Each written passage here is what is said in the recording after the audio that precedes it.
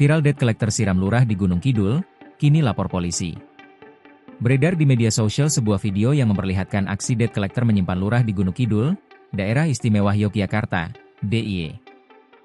Tampak seorang pria berbaju merah yang menyiramkan satu ember air kepada pria berbaju putih. Pria berbaju putih itu pun mengelap wajah dan kepalanya yang telah basah.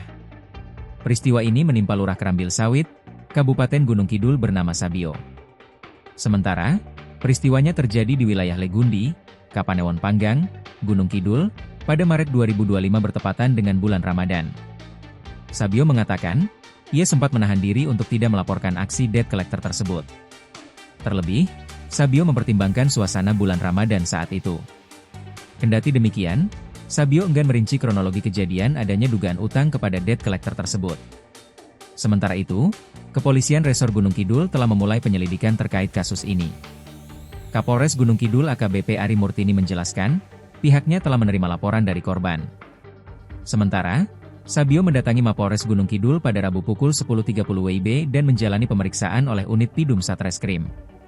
Tidak sendirian, Sabio datang bersama camat, Panwu, dan pihak lain yang mendampinginya membuat laporan. Ari menambahkan, ia mengimbau masyarakat untuk tidak mengandalkan jasa rentenir, menyusul banyaknya laporan soal praktik penagihan utang yang tidak manusiawi. Ia juga mengakui bahwa proses penyelidikan sempat terkendala karena sebelumnya korban belum melapor. Download Tribun X sekarang, menghadirkan lokal menjadi Indonesia.